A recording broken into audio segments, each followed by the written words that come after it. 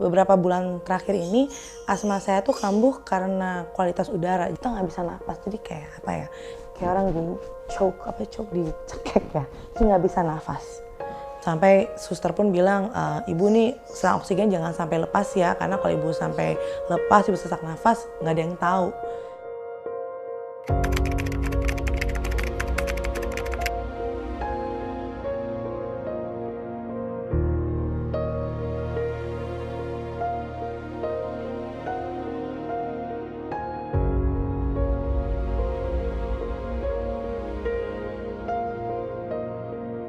Hai, aku Anita Sabidi dari Jakarta, Indonesia. Saya ibu dari 2 anak. Saya penyandang diabetes tipe 1 sejak usia remaja. Kemudian saat kuliah kardiomiopati dan asma.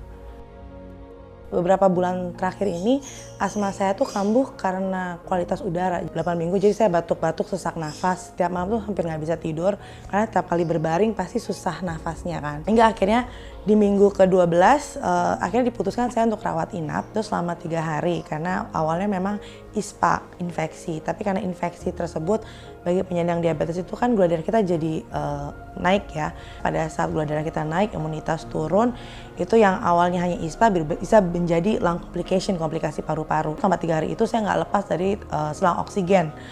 Kenapa? Karena memang saturasi oksigennya menurun, jadi kemampuan paru-parunya juga menurun saat itu. Sampai suster pun bilang, ibu nih selang oksigen jangan sampai lepas ya, karena kalau ibu sampai lepas, ibu sesak nafas, nggak ada yang tahu.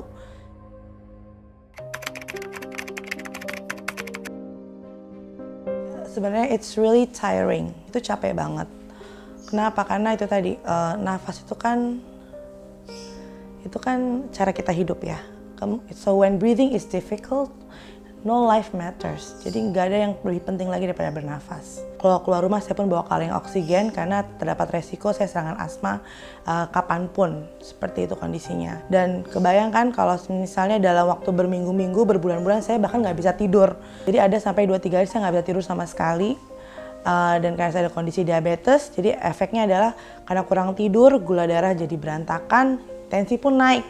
Jadi itu kayak multi-layer faktor kondisi kesehatannya. Hingga akhirnya itu mengarah ke chronic fatigue. Bahkan di minggu ke-8 tuh saya sampai suara saya hilang total karena saya batuk-batuk terus-menerus.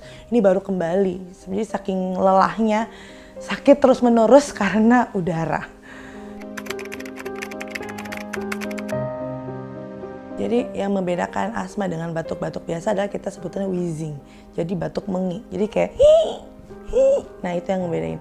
Kenapa kita sampai mengi? Karena pipa nafasnya tuh sempit. Kita nggak bisa napas. Jadi kayak apa ya? Kayak orang di choke dicekek ya. Jadi nggak bisa nafas. Gitu. Dan itu tuh apa ya?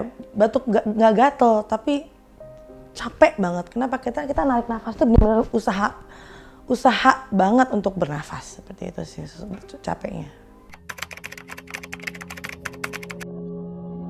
Pokoknya kita memastikan memang udaranya tuh cukup aman supaya tanpa kita keluar rumah pun udaranya aman kita hirup.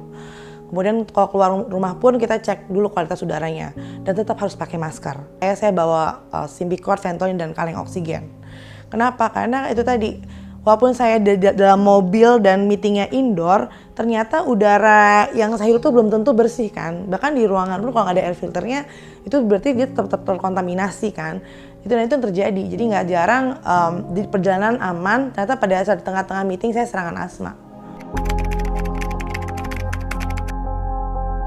Itu benar-benar mengurangi life quality kita. Kita keluar rumah untuk olahraga pun nggak bisa. Kalau keluar rumah untuk aktivitas sehari-hari aja, nggak perlu olahraga deh, juga beresiko. Umur kita diperpendek loh. Sadly to say, umur kita diperpendek.